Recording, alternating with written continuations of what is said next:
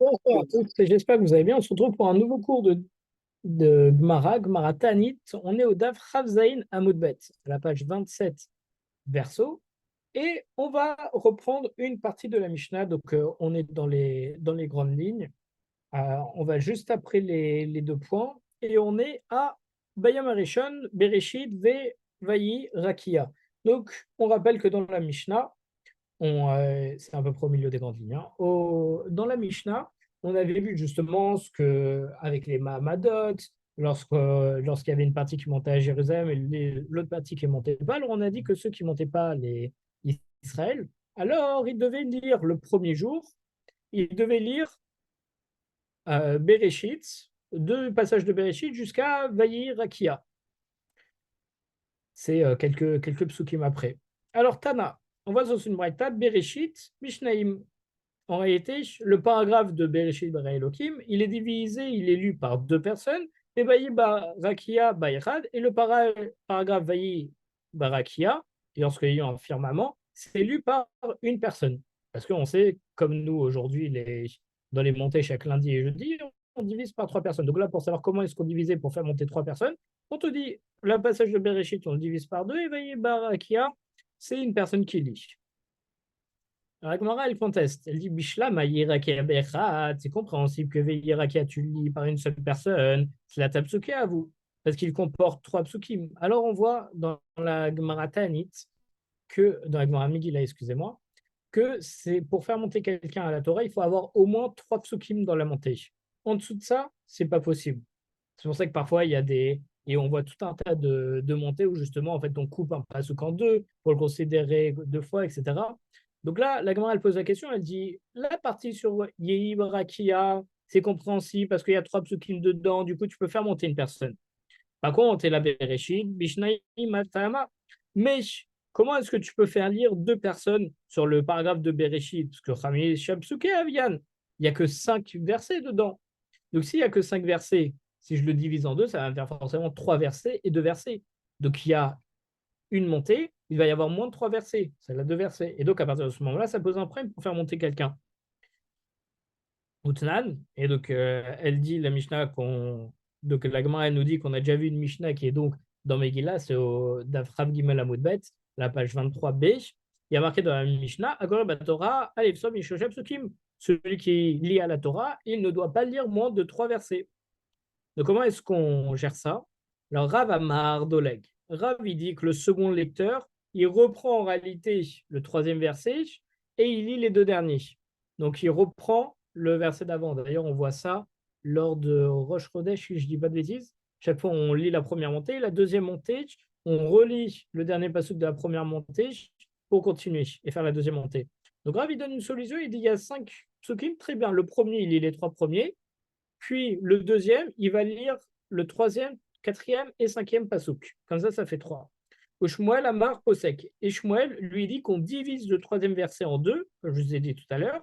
Et comme ça, la première partie du troisième verset, elle va être lue par la première personne et la deuxième partie par la deuxième personne. Comme ça fait deux ennemis chacun, mais le demi est considéré comme une montée. Vera d'Amar Doleg. Et Rav qui dit que en réalité on reprend, on lit deux fois le troisième verset. Maïta malo amar posek. Pourquoi est-ce qu'il n'a pas dit comme Shmuel que on coupe le verset en deux? Parce que maintenant, bien entendu, comme d'habitude, ce qu'elle va chercher à savoir, la Gemara, c'est pourquoi est-ce que un il pense comme ça et l'autre il pense comme ça. Et pourquoi est-ce qu'ils ne pensent pas la même chose? Donc en réalité, qu'à savoir, kol psuka velo paski Moshe. Ce que Rav il pense que tout verset que Moshe n'a pas divisé, anan lo là, on ne doit pas le diviser. Même si dans la Torah, il n'y a pas vraiment en réalité la fin des psukim, ça a été, parce qu'on voit qu'il n'y a aucune ponctuation dans la Torah écrite, dans le rouleau de Sefer Torah, mais on sait que c'est par tradition, Moshe Sinaï, qu'on sait où s'arrêtent les psukim. Donc à partir de ce moment-là, selon Rav, il dit que si Moshe Rabbeinu il a coupé d'une façon, on n'a pas le droit de couper d'une autre façon. Si le pasuk il est coupé, il s'arrête à tel mot, je n'ai pas le droit de l'arrêter au milieu du pasuk. Donc la question tout de suite qu'on pose, c'est du coup, pourquoi est-ce que Shmuel il pense que lui on peut couper? Ou Shmuel a marre possède, mais Shmuel qui dit qu'on peut couper, ou Mipaskin. Est-ce que justement on a droit? Vama Rabbi Hanina Kara. Rabbi Hanina, qui est l'expert en Chumash, il nous a dit Tsar Gadol, lié Tzel Rabbi Hanina Gadol. C'est avec une grande peine que j'ai cherché auprès de Rabbi Hanina Gadol pour qu'il puisse m'autoriser à couper en deux un verset. En réalité, il enseignait les psukim aux enfants, aux écoliers, et donc il y en a qui n'arrivaient pas à lire en entier du coup, il voulait faire lire au moins la moitié, comme ça ils apprennent au fur et à mesure. Il a dit, j'ai eu beaucoup de mal à faire accepter à Rabbi Hanina Agadol qu'il accepte que je puisse couper le pasuk en deux pour aider les écoliers. C'est-à-dire que même pour apprendre aux gens, c'est compliqué d'avoir une autorisation pour diviser en deux. Alors pour lire de manière générale avec un bon lecteur et tout, c'est quasiment sûr que non. Vélo étire le sol et là les tinogot shabbat raban. Il m'a permis de diviser les versets que pour les écoliers. Oui, il la met à Suyam parce que dans ce cas-là, les versets sont divisés pour être enseignés plus aisément. Mais dans des autres cas, on ne peut pas. Parce qu'à ce moment-là, on me pose directement la question sur Shmuel. Shmuel, comment est-ce qu'il se permet de diviser en deux le verset s'il n'y a que dans le cas des écoliers qu'on peut le faire? Et en plus de ça, on a un Rav qui nous rapporte que si Moshe Rabbeinu, il n'a pas divisé comme ça le verset, on n'a pas le droit de le diviser. Alors, au Shmuel, voilà ce qu'il te répondrait, Shmuel. Atam tamamai. Là-bas, pour les écoliers, pour quelle raison est-ce qu'on peut diviser les versets? Mishum delo efshar. Parce que c'est pas possible de les enseigner autrement. Nami lo efshar. Et ben, dans notre cas aussi, c'est pas possible de lire autrement notre paracha parce qu'il y a moins de 3 versets. Donc, on peut diviser. Shmuel, Amar Posek, Maïta Malo Amar Doleg. Mais si, en réalité, il y a une autre manière de pouvoir lire ces 3 versets, c'est en reprenant le troisième verset. Alors pourquoi est-ce que tu dis qu'il faut diviser et qu'on n'a pas d'autre choix si en réalité on peut relire le troisième verset? Pourquoi est-ce que tu n'es pas d'accord avec cet avis? Parce qu'il nous dit Xera Mishu Manir Nassim. C'est un décret rabbinique par rapport à ceux qui rentrent en retard à la synagogue pendant la lecture. Xera Mitsu Motzil. Et c'est aussi un décret que de ceux qui sortent de la synagogue avant la fin de la lecture. Pourquoi? Parce que Chachamim, ils n'ont pas permis au premier lecteur de lire les 3 premiers versets et au deuxième de relire le troisième verset avec les 2 derniers. Parce que ceux qui vont rentrer en retard à la synagogue, lorsque le second lecteur il va lire le troisième verset, ils vont penser que le premier lecteur, il n'a lu que les 2 premiers versets. Parce que quelqu'un arrive en retard à la synagogue, il arrive au chéni. Donc là, on va lire la deuxième montée, la troisième montée, excusez-moi, et il va voir que on a fait troisième verset, quatrième verset, cinquième verset. Donc à partir de ce moment-là, il se dit, bah, le troisième verset, comme il n'était pas là avant, il ne sait pas qu'on l'a répété, qu'on l'a déjà lu avant, c'est dit à la première montée, on a lu 2 versets et pas 3. Il dit, alors du coup, de là, j'apprends qu'on a le droit de faire que 2 versets. Sauf que ça serait une erreur. De la même manière, celui qui sort en avance de la synagogue, il va voir que la première montée, on a lu 3 versets. Juste après, on va lire que 2 versets. Il va se dire, non, il a écouté, excusez-moi, il a écouté 3 versets à une montée. Il part avant la montée suivante. Il va se dire, bah attends, on vient de lire 3 versets, il en reste plus que 2. Ah bah de là, j'apprends qu'en réalité, on peut lire que 2 versets. Mais il ne sait pas qu'en réalité, on va reprendre le troisième verset puisqu'il va sortir en avance. Donc à cause de ces 2 styles de personnes, on a fait cette xéra pour éviter que les gens se trompent et pensent qu'on peut lire que 2 versets. Alors métivé, et on va objecter ça parce que paracha chez Shesa Psukim, Korim Ota Shnaim. Une paracha qui a 6 versets, elle est lue par 2 personnes. Veshel Chamisha, Ve'arid Ve'im Rishon Koresh Losha. Et lorsqu'il y a une paracha avec 5 versets, on lit par une seule personne. Et si le premier lecteur il lit 3 versets, alors Hasheni Koresh Shnaim, paracha Zo, Ve'achad Mi Parashat Acheret. Le deuxième lecteur, il va lire 2 versets de cette paracha et un verset en plus de la paracha d'après. Comme ça, il aura 3 versets. Yeshomrim Shlosha. Et certains disent qu'il doit même lire 3 versets de la paracha d'après. Les fichiers matrinim paracha parchon mishlosha psukim, parce qu'on n'a pas le droit de lire moins de 3 psukim dans une paracha. Alors si on commence pour compléter à lire une autre paracha, il faut au moins lire 3 versets d'une paracha d'après. Donc on voit encore une autre solution. Tu continues, tu vas un peu plus loin dans ta lecture, tu grignotes un peu sur la paracha d'après, comme ça tu complètes ton nombre de versets. Alors, comment est-ce qu'on résout le fait qu'ils n'ont pas donné cette opinion? Les mains d'Amardoled Ligla, parce que selon Rav qui a dit que le deuxième lecteur, il va reprendre le troisième verset qu'il va lire 2 fois. Alors, dans le cas de la Braïta aussi, on devrait reprendre le second lecteur, il devrait reprendre le verset et le relire. Les mains d'Amardoled et celui qui dit qu'on divise, alors on devrait diviser le troisième verset entre les 2 lecteurs. Alors pourquoi est-ce que la Gemara est dit de lire un paragraphe de 5 versets par un seul lecteur? Parce que, excusez-moi, on avait dit au début de la Braïta qu'on vient de citer que lorsqu'on a 5 versets, il y a une seule personne qui lit. Et même je ne comprends pas. On a deux avis. Rav et Shmuel qui nous disent que non, quand tu as 5 versets, tu peux les diviser en deux. Soit tu divises en deux, soit tu relis le troisième verset. Alors pourquoi est-ce que la Braïta ne donne pas cette solution dans son enseignement? Et elle nous dit des 5 versets lire direct par une personne. Parce que Shaniata, dans la Braïta, c'est différent des Etler Revra, parce qu'il a de la latitude de procéder autrement. C'est-à-dire qu'en réalité, oui, il y a 5 psukim, mais derrière, il y en a d'autres. Alors, par la suite, tu vas pouvoir lire correctement, diviser, t'amuser, grignoter sur une autre paracha. Parce qu'il y a de la latitude, il y a encore pas mal de psukim derrière. Que tu peux te permettre de lire les 5 psukim par une seule personne, donc tu n'as pas besoin d'avoir des procédés qui sont a posteriori, qu'on évite d'utiliser de premier abord, ceux de Rav et de Shmuel. Dans la Mishnah, on avait vu que Parashek Dola Korim Ota Bishnaim Achamicham Bamoussam et Mincha Korim Al PM. Le paragraphe le plus long, il était lu par deux personnes et le plus court par une personne. Ashacharit Amoussaf Amincha. Et ils entraient dans la synagogue et ils récitaient les versets par cœur, de la même manière qu'on récite le schéma. Il va aller où? On demande, Erika Amar, c'est qu'il y a un problème dans la Mishnah. Quand il nous dit Shacharit ou Bemoussaf Korim Ota Besefer. Ah, Shacharit et Amoussaf, on lit dans un Sefer Torah, ou Bemincha Korim Ota Alpe Bekorim et Shema, et à Mincha, on récite par cœur, tout comme on le fait dans le schéma. On dit, Erikatane, voilà peut-être ce qu'en réalité la Mishnah vous enseignez. Shacharin Korim Ota Besefer. Seulement le Shacharit qu'on doit lire dans un rouleau de Sefer Torah, ou Bemoussaf ou Bemincha, Korim Ota, Alpe Korim et Shema. Mais à Moussaf et à Mincha, on devrait lire par cœur comme le schéma. On pourrait lire autrement la Mishnah. Alors Tashma, on vient nous apporter une braïta, on nous dit viens et apprends. Des Tanya, qu'on va dans une braïté, Beshacharit ou Bemoussaf, Nechnatsin et Betakneset, Shacharit et à Moussaf, les membres du Mahamad, ils entraient dans la synagogue. Les Korim, Kederev, chez Korim, Kolashana. Ils lisent dans un Sefer Torah tout comme on a l'habitude durant toute l'année. Au Mincha, il y a Achid Koré Ota. Et à Mincha, il y a une seule personne qui lit et le lit par cœur.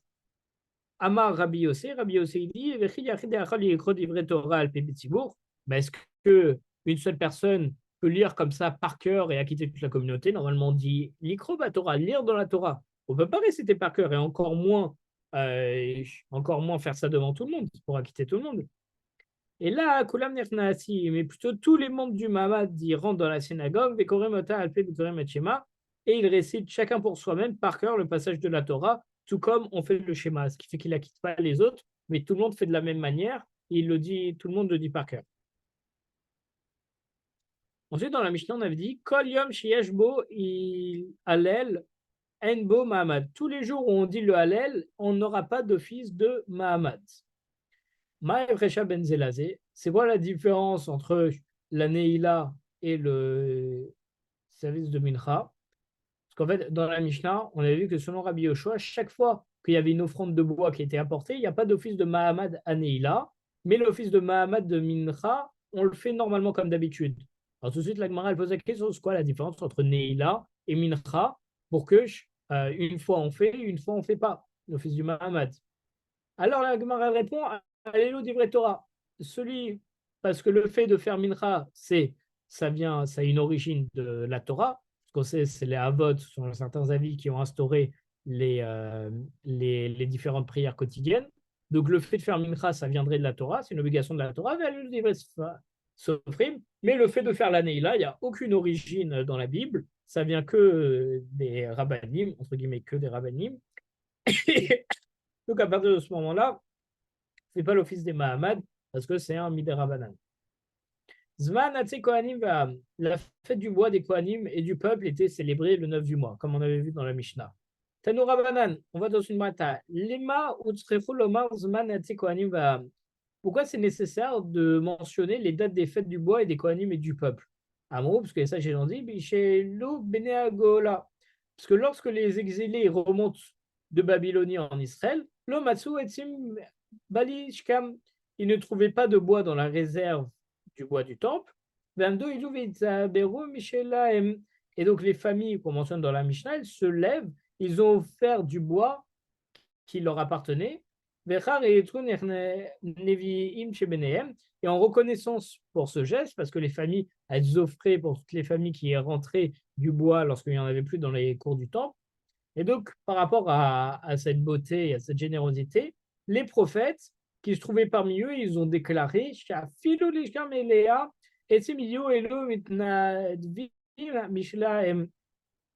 même si la réserve à bois elle est remplie de bois, ces familles elles vont continuer d'offrir des bois qui leur appartiennent, qui leur appartiennent. Et on va avoir un bazouk. Et donc, en fait, c'est comme ils ont décrété ça qu'on est obligé de mentionner la date. Comme ça, les gens, ils savent qu'à cette date-là, ils sont obligés maintenant, parce que c'est un décret des prophètes, d'offrir le bois. C'est pour ça qu'il faut mentionner que c'est le 9 du mois. Et chez Nehemar, pourquoi est-ce que les prophètes ils ont dit ça? Parce qu'il y a un verset qui dit et nous, les Kohanim, les Lévim et le peuple, on a tiré au sort pour l'offrande du bois, les Avil, les bêtes et le Keinu, afin de l'apporter dans la maison de notre Dieu. Les bêtes nous, les Yetim, les Omanim, Shana, Bashana, selon nos familles, autant désignés année après année, les Ber, à la Misber, Hachem, le Keinu, Kakatub et Torah, afin qu'ils soient brûlés sur l'autel d'Hachem, notre Dieu, comme il est écrit dans la Torah. On trouve ça dans Nehemia. Puis on va encore prendre une autre partie de la Mishnah, c'est bien parce que c'est que des petites explications de morceaux de Mishnah, donc ça va vite. Dans la Mishnah, on avait vu Veimaim, Kohanim, Olevim, Vercholmi.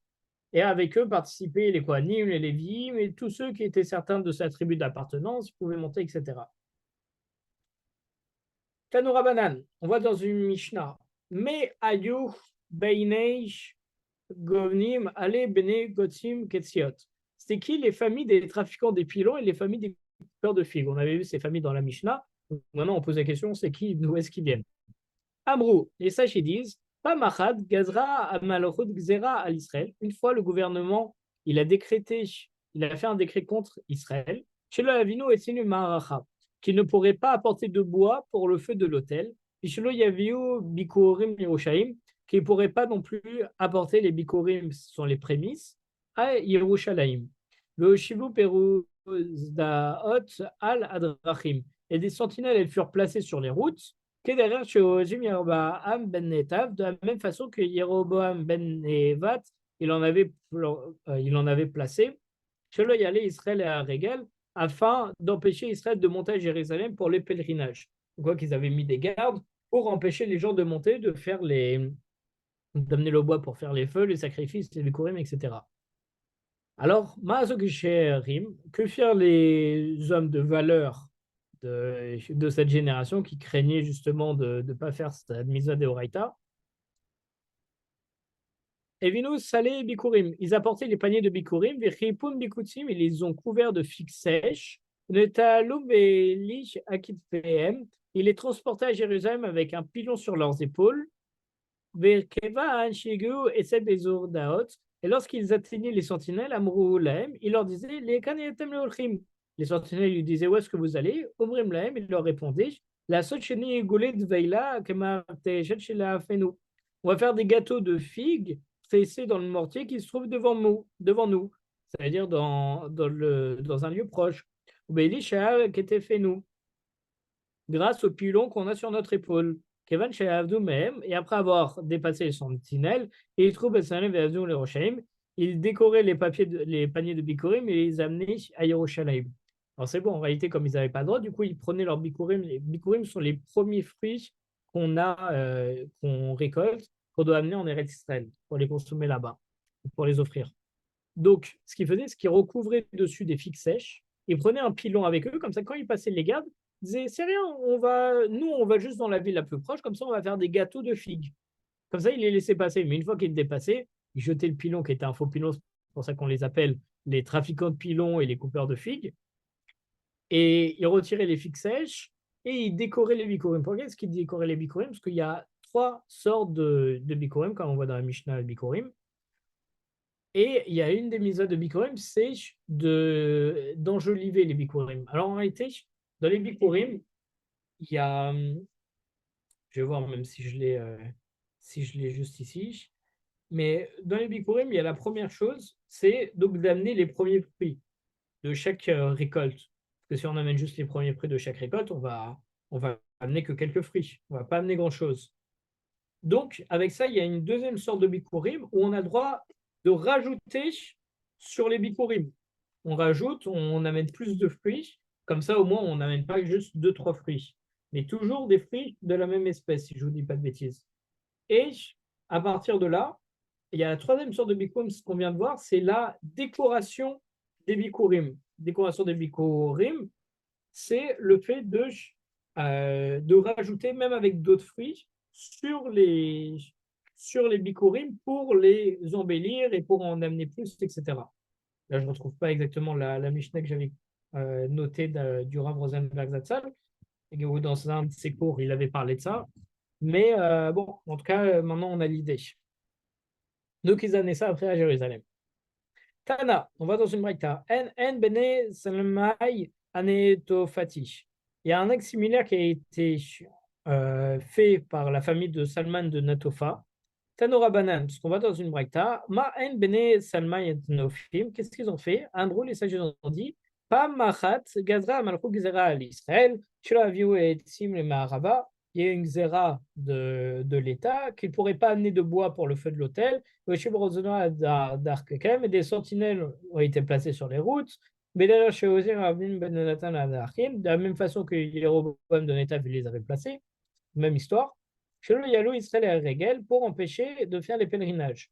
Mais à Souyero, Ador, qu'est-ce qu'ils ont fait les gens vertueux de cette génération? Et sous la mode. Ils ont pris leurs bûches et ils en ont fait des échelles. Ils les ont placés sur leurs épaules. Mais le Cholem, ils ont passé le chemin. Et Kevin Shegiatzel, lorsqu'ils passaient devant les gardiens, Amrolahem, il leur disait Lachem atem lochim, où est-ce que vous allez, Amrolahem? La vie gozalon mishor chez le fanenu. On va prendre des pigeons d'un pigeonnet qui se trouve près de chez nous. C'est pour ça qu'on a des échelles, c'est pour monter haut, pour prendre des pigeons. Kevin chez Amrolahem, une fois qu'ils ont dépassé les sentinelles,